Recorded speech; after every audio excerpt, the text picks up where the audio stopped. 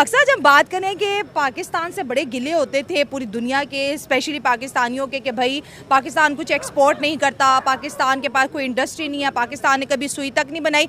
आज हमने भिखारियों की इतनी बड़ी इंडस्ट्री बना लिया है कि उसकी मालियत 42 बिलियन डॉलर बताई जाती है, और इस इंडस्ट्री में जो भीख मांगने वाले की तादाद है 4 से 5 करोड़ पाकिस्तानी भीख मांगते हैं और मंथली 70 से 1 लाख रुपया कमा रहे हैं। क्या कहेंगे? और ये जो बेकारी हैं पाकिस्तान में नहीं बल्कि हम पूरी दुनिया में भेज रहे हैं और पैसा कमा रहे हैं। ये तो अच्छी बात है, पाकिस्तान जिंदाबाद। भिखारी जो है वो हमारी शान है, हमारी मान है, हमारा गुरूर है कि हमारे पाकिस्तान में भिखारी हैं। हाँ। अगर ये ना होते तो हम ना होते। वो कैसे इतना मान लोग तो कहते हैं भिखारी दर्द सर बन गया। अभी देखिए जैसे मैंने शो शुरू किया, ये नाइला दिखाए जरा, ये देखिए छोटे छोटे बच्चे इतनी भिखारी, मतलब 1 घंटे में यहाँ पर मैं 100 भिखारी काउंट कर सकती हूँ। देखिए बेसिक लोगों को जो है ना कारोबार तो मिलता नहीं है। हाँ। ठीक है, ये बहुत आसान कारोबार है जिसमें ना ही कोई आपको ज्यादा मेहनत करनी पड़ती है, ना ही आपको ज्यादा मुशक्कत करनी पड़ती है। हाँ। बस कमाओ और खाओ और उड़ाओ। हाँ। बहुत मजे हैं। हाँ। भाई आप 1 घंटे में 2000 रुपया कमा सकते। यहाँ से कितनी गाड़ियाँ गुजरती हैं, ठीक है, गाड़ी वाला कोई 10 रुपया थोड़ी ना देगा। हाँ। ये छोटा बच्चा गया, चलो मुझे भूख लगी है, तो उसने 150 रुपए ऐसे दे देंगे। ठीक है। हाँ। और जो बहुत ही दयालु होंगे वो तो 1000 रुपया भी पकड़ा देते कि भाई ये लो ले लो। हाँ। तो मेरा ये है कि इन लोगों ने ना जो मुस्तहिक लोग हैं ना उनका हक खा रहे हैं। बात यहाँ पे ये होती है, मुल्क जो होते हैं इंजीनियर पैदा करते हैं, डॉक्टर पैदा करते हैं। इंडिया ने जो है आईटी प्रोफेशनल पैदा की है, उनकी आईटी इंडस्ट्री दुनिया में इतनी बड़ी होगी। पाकिस्तान ने भिखारी पैदा किया, छोटा भिखारी, 10 रुपए वाला भिखारी, 100 रुपए वाला भिखारी, 1000 रुपए वाला भिखारी, कितने हमारी कैटेगरीज हैं। और ये भिखारी पे सऊदी अरब और यूएई का भी जीना हराम करके रखा हुआ है। ये ना बेसिक भिखारी यहीं पे नहीं रह गए, ये हमारे भिखारी जो है ना अब बाहर की फॉरेन कंट्रीज में भी जाते हैं, फ्लाइट लेके मांगने जाते हैं। देखे ना इतनी महंगी महंगी टिकट्स लेके लोग उम्रा हज करने जाते हैं, अल्लाह को याद करते हैं। वहाँ पे लोग हमारे पाकिस्तान से खवातीन उठ के अच्छे घरों की उठ के चली जाती है वहाँ पे भीख मांगने के लिए। हाँ। तो वो गायब। ठीक है। हाँ। तो बेसिक हमारा जो मुल्क है ना ये तरक्की इसीलिए नहीं कर रहा क्योंकि जो हमारे जैसे लोग हैं ना इनको रोकते नहीं है। मुसही लोगों का ये हक खा रहे होते हैं, इनको हम जैसे लोग ही देते हैं कि आप ये ले ले। 1 सेकंड में ये भिखारी आया और दूसरे सेकंड में ये आया, और अभी आप काउंट, अगर मैं 10 मिनट का इंटरव्यू करूंगी तो हर सेकंड में एक भिखारी आता रहेगा। बिल्कुल क्या करें?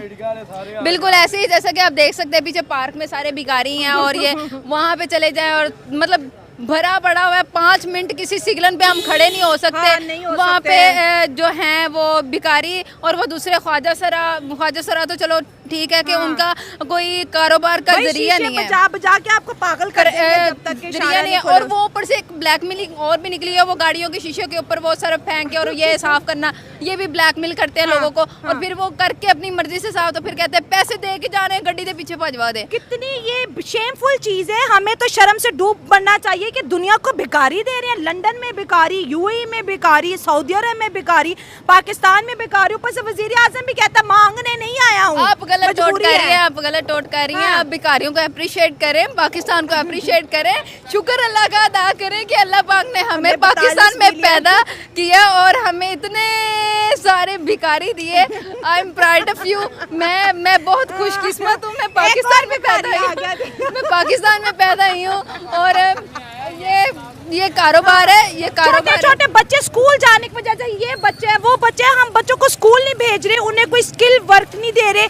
यहाँ पर हुकूमत इस चीज के ऊपर फोकस भी नहीं करी। 4 से 5 करोड़ लोग इस इंडस्ट्रीज के साथ जुड़ चुके हैं। देखिए छोटे छोटे बच्चे, मैं दिखा भी रही हूँ ताकि आवाम को पता चले। इन लोगों ने पढ़ के भी भिखारी बनना है तो क्या जरूरत है पढ़ने की? क्यों पैसे खर्च करें भाई? उससे बेहतर है कि अनपढ़ रह के वो इतने पैसे कमा रहे हैं, तो इनकी कोठियां, कारें, बंगले शंगले हैं, वो जाहिर सी बात है हमें नजर नहीं आ रहा। भिखारियों के बंगले भी हैं भाई, होंडा सिविक और होती हैं इनके पास, लेकिन ये शो ऑफ नहीं करवाते क्योंकि इनको मजा आ रहा होता है इस कारोबार में। इनको अच्छा लग रहा होता है। एक मजदूरी करके, एक मजदूर ने 1000 रुपया कमाना है जहाँ पर, और जहाँ पर इन लोगों ने फ्री रह के, वेले रह के, इधर उधर घूम के फिर के, एंजॉयमेंट करके, छेड़खानियां करके इन लोगों ने 5 से 10 हजार रुपया रोज का निकालना था। बल्कि इससे भी ज्यादा, पूरी ठीक है। पूरी industries और है, हाँ। ये सारा दिन अगर एक सिग्नल पे खड़े होंगे तो आप सोचें कि कोई भी गाड़ी वहाँ से गुजरेगी, एक नहीं तो दूसरी गाड़ी तो जरूर उनको कोई 150 रुपए मतलब देगी। आज हमने दुनिया को बहुत बड़ा सरप्राइज दे दिया कि हमारे पास जो है ना बेकर इंडस्ट्री है $42 बिलियन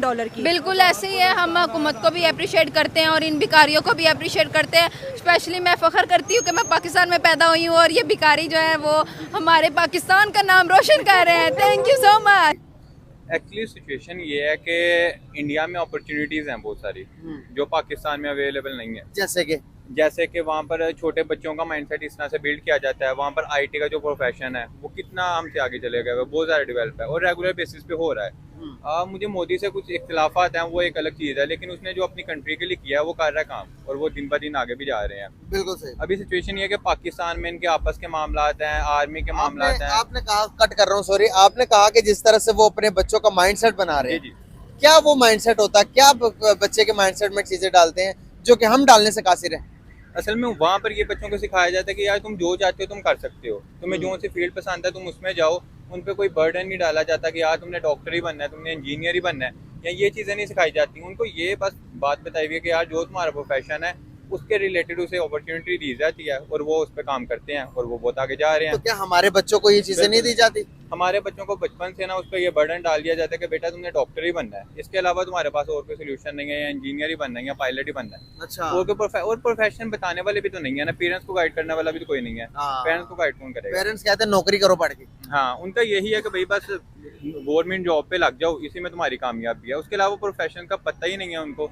कोई बताएगा तो वो बच्चों को बताएंगे ना। देखें, सारा मामला आके रुक जाता है मजहब पे। इंडिया सेक्युलर स्टेट है और हमने इम्बेड कर दिया है मजहब को अपने कॉन्स्टिट्यूशन में भी, अपने हर इंडिविजुअल लाइफ्स में भी, सोशल लाइफ्स में भी। हम उसके अलावा सोचते ही नहीं है। अब इंडिया एक सेक्युलर स्टेट है, वहाँ पे हर किसी को इजाज़त है कि भाई वो अपना बिजनेस करे, अपना फॉरेन कंट्री से इन्वेस्टमेंट लाए और फैक्ट्रीज लगाए। पाकिस्तान में आप देख लें, इवन कॉन्स्टिट्यूशन में भाई आपका प्राइम मिनिस्टर नहीं बन सकता। हमारा 44 आर्टिकल है, उसका 2 सब आर्टिकल है जो आप उसमें देख लें, आपका सिर्फ प्राइम मिनिस्टर या प्रेसिडेंट जो है या हेड ऑफ द स्टेट्स वो सिर्फ मुसलमान बन सकता है। आप देखें फिर आप कितना आपने, और उसके पार्टीशन के बाद इंडिया में 10% से 16% आबादी बढ़ी है मुसलमानों की, और पाकिस्तान में क्या हुआ है, कम हुई है, 10 से 1.6% आ गई है। तो एक तो ये फैक्टर हो गया है। दूसरा यहाँ पे हम ये कहेंगे कि एजुकेशन सेक्टर भी बहुत तबाह है बनिस्बत इंडिया के। इंडिया की एजुकेशन लिटरेसी रेट बहुत अच्छा है, इवन बांग्लादेश का लिटरेसी रेट बहुत अच्छा है। आप बांग्लादेश ने क्या किया कि सबको इकोनॉमिक फ्रीडम दिया, उनको फैक्ट्रीज घरों में इजाज़त दी। इंडिया ने भी स्टार्टिंग में यही किया था, हर किसी को दिया था फ्रीडम, आपने इकोनॉमिक फ्रीडम। और पाकिस्तान ने क्या किया है, पाकिस्तान ने टैक्सेस लगा दिए, 100% टैक्सेस बढ़ा रहे हैं। अभी रिसेंट बजट देख लें आप, हमारा कितना उन्होंने बढ़ा दिया उस पर टैक्सेस। इवन सैलरीड क्लास पे इतने टैक्सेस हैं, जब हमारा बेसिक कवर नहीं हो रहा, रोटी कपड़ा मकान पानी गैस और इन चीज़ों के मसले मसाइल हल नहीं हो रहे, तो हम और बिलियनर बनने का क्या, हम मिलियनर बनने का भी नहीं सोच सकते। लेकिन अब आप ये देखिए कि हमने हमेशा इंडिया को इस बात पर तनकीद की है कि बेशक इंडिया दुनिया की 5वीं बड़ी इकॉनमी बन गया, लेकिन इंडिया में जो है वो गुर्बत ख़त्म होने का नाम नहीं ले रही। लेकिन इसकी बजाय आप पाकिस्तान में देखें कि दिन ब दिन पाकिस्तान में कितनी गुर्बत बढ़ चुकी है। अब देखें कि पाकिस्तान में पाकिस्तानी रहना पसंद नहीं करे, कितने पाकिस्तानी हर साल जो है वो पाकिस्तान छोड़कर जा रहे हैं। इवन कि मुझे कल एक खबर सुनने को मिली कि 50,000 से ज़्यादा जो है पासपोर्ट बनने की रिक्वेस्ट जो है वो पहुँच गई है हमारे पासपोर्ट ऑफिस में। मैं कहती हूँ आज अगर इंडिया का बॉर्डर भी खुल जाए ना, तो तमाम पाकिस्तानी इंडिया चले जाएं। जो हालात हो गए पाकिस्तान के, हर बंदा मेरा ख्याल है 2 वक्त की रोटी कमाना उसके लिए अजाब बन चुका है, मजबूर हो गया। हर सफ़ेद पोश बंदा हाथ फैलाए सड़कों पे चौराहों पे खड़ा हुआ है। बिल्कुल बिल्कुल, ये सही बात है। 2022-23 की रिपोर्ट के मुताबिक 7.5 लाख नौजवान, आपका ब्रेन ड्रेन हो रहा है। आपका नौजवान, आपकी जो पूरी बेस्ट आपका क्रीम है वो आपकी फॉरेन कंट्रीज जा रही है काम करने, दूसरे ममालिक के लिए काम कर रही है। क्यों? क्योंकि जॉब अपॉर्चुनिटीज़ नहीं है, यहाँ पे अनएम्प्लॉयमेंट बहुत ज़्यादा है, इन्फ्लेशन बहुत ज़्यादा है। तो यही चीज़ है। आप अगर इवन इंडिया का बॉर्डर कर देंगे, पास आपका वीज़ा फ्री कर देंगे इंडिया का, आपको इंडिया लोग यहाँ से चले जाएंगे क्योंकि वहाँ पे इकोनॉमिक फ्रीडम है। मैं कहूँगा बहुत गंदा इमेज जाता है। आप देखें दुबई के अंदर और सऊदीया के अंदर अक्सर वो वीडियोस बनाते हैं, पाकिस्तानी जो थोड़े सेटल्ड होते हैं वो उन गरीबों की वीडियो बना रहे होते हैं कि ये यहाँ पे मांग रहा था, इस तरीके से तुम पाकिस्तान का नाम बदनाम कर रहे हो। अक्सर हमें सोशल मीडिया पे स्क्रॉल करते हुए ऐसी वीडियो नज़र आती हैं और वो ट्रोल भी करते हैं अपने पाकिस्तानियों को भी। मुझे लगता है आप इस मार्केट में खड़ी हैं, आप देखें कि अगर इस मार्केट के अंदर 2000 कस्टमर आता है तो कम से कम कोई 200 मांगने वाला भी आता है। एट अ टाइम आते हैं, अपनी रिक्शे भर के आते हैं और आके मांगने लग जाते हैं, अपने काम पे लग जाते हैं। कोई इशारों पे खड़े हुए हैं, हर होटल के बाहर खड़े हैं। ऐसे तो मुझे लगता है कि जिस बंदे ने अपनी गैरत मार लेता है, फिर अगर पाकिस्तानियों की हम वैसे बात करें तो जो पढ़े लिखा तबका फिर इस वजह से वो कहता है यार हम तो भिखारी बन जाए, जिसे 5000 6000 दिन की आमदनी उनकी हो जाती है। इसमें कोई लॉस है नहीं, ना कोई इन्वेस्ट करना, ना कोई ना किसी को पे करना, ना कोई रेंट देना। सुकून से जाके बाजी अल्लाह आपका भला करे, पैसे मांगे, ये किया और सुकून से जेब भर के करके। भिखारी कम से कम 2000 तो घर कमा के जाता ही है। जाहिर बात है, फिर हमें भी फिर सारे काम छोड़ के, मैं भी कहता हूँ आप भी माइक छोड़े मांगने जाते हैं और हम भी अच्छा कमाने लग जाएंगे उनकी तरह, क्योंकि लॉस तो है नहीं उसके अंदर।